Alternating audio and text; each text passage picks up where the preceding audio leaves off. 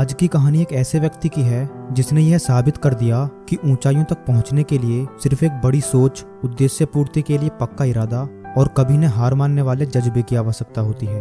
मुसीबतें हमारी जीवन की एक सच्चाई है। कोई इस बात को समझ लेता है तो कोई पूरी जिंदगी इसका रोना रोता है। जिंदगी के हर मोड़ पर हमारा सामना मुसीबतों से होता है। इसके बिना जिंदगी की कल्पना भी नहीं की जा सकती।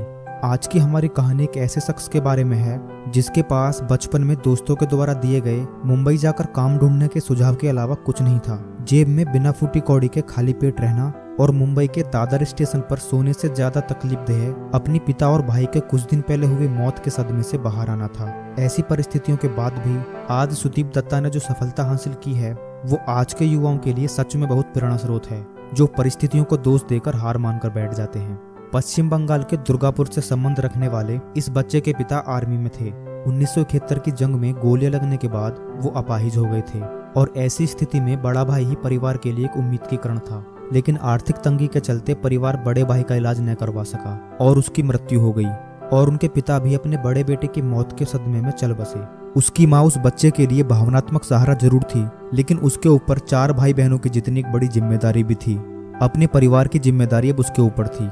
उसके बाद दोस्तों के द्वारा दिया गया सुझाव तब सही साबित हुआ जब उसे 15 रुपए की मजदूरी का काम और सोने के लिए एक जगह मिली। सोने की जगह एक ऐसे कमरे में थी जहां 20 मजदूर सोते थे। कमरा इतना छोटा था कि सोते वक्त हिलने की भी जगह नहीं होती थी। 2 साल की मजदूरी के बाद उसके जीवन में नया मोड़ तब आया जब नुकसान के चलते उसके मालिक ने फैक्ट्री बंद करने का फैसला किया। ऐसी कठिन परिस्थिति में नई नौकरी ढूंढने के बजाय फैक्ट्री खुद चलाने का फैसला किया और सन 1975 में अपनी अब तक की बचाई पूंजी और किसी तरह दोस्तों से उधार लेकर 16,000 रुपए इकट्ठा किए। फैक्ट्री खरीदने के लिए 16,000 की राशि बहुत कम थी, लेकिन सुदीप ने 2 साल का मुनाफा बांटने का वादा कर किसी तरह फैक्ट्री मालिक को मना लिया। सुदीप उसी फैक्ट्री का मालिक बन चुका था जहां कल तक वो सिर्फ एक मजदूर था। 19 साल का सुदीप, जिसके लिए खुद का पेट भरना एक चुनौती थी, उसने 7 अन्य मजदूरों के परिवार को चलाने की जिम्मेदारी ली। एल्यूमिनियम पैकेजिंग इंडस्ट्री उस समय अपने बुरे दौर से गुजर रही थी। जिंदल एल्यूमिनियम जैसी कुछ गिनी चुनी कंपनी अपनी आर्थिक मजबूती के आधार पर मुनाफा कर पा रही थी। सुदीप यह जान गए थे कि बेहतर उत्पाद और नयापन ही उन्हें दूसरों से बेहतर साबित करेगा, लेकिन अच्छा विकल्प होने के बावजूद जिंदल जैसी कंपनी के सामने टिक पाना आसान नहीं था। सुदीप ने वर्षों तक बड़े ग्राहकों को अपने उत्पादों की गुणवत्ता के बारे में समझाना जारी रखा और साथ ही छोटी कंपनियों के ऑर्डर्स के सहारे अपना बिजनेस चलाते रहे।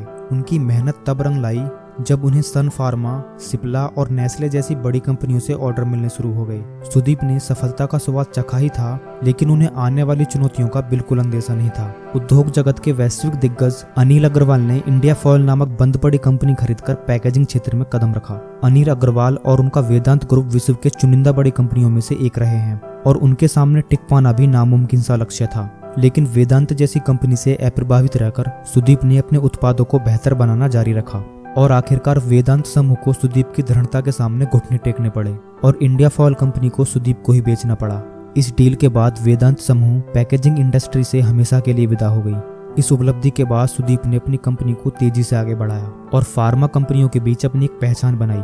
सन 1998 से 2000 तक उन्होंने 20 प्रोडक्शन यूनिट स्थापित कर दिए थे। आज सुदीप की कंपनी एसडी एल्यूमिनियम अपने क्षेत्र की नंबर 1 कंपनी है और साथ ही बॉम्बे स्टॉक एक्सचेंज और नेशनल स्टॉक एक्सचेंज की सूची में भी शामिल है। अपनी अभिनव सोच के कारण उन्हें पैकेजिंग इंडस्ट्री का नारायण मूर्ति भी कहा जाता है।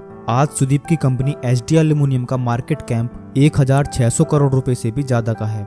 जीवन में बहुत कुछ हासिल करने के बाद भी सुदीप अपनी पृष्ठभूमि से जुड़े हैं। उनकी फैक्ट्री के सारे मजदूर आज भी उन्हें दादा कहकर बुलाते हैं। उन्होंने गरीब और जरूरतमंदों की सहायता के लिए सुदीप दत्ता फाउंडेशन की स्थापना की, जो ग्रामीण क्षेत्र के बेरोजगार युवाओं के लिए समय समय पर नए नए अवसर प्रदान करता है। दोस्तों, अक्सर देखा जाता है कि हम लोग अपने दुखों के लिए हमेशा आंसू बहाते रहते हैं और अपने अभावों को ही नसीब मानकर पूरा जीवन गुजार देते हैं। लेकिन कुछ लोग ऐसे भी हैं जो हालातों को अपना नसीब नहीं बनाते, बल्कि अपना नसीब खुद लिखते हैं।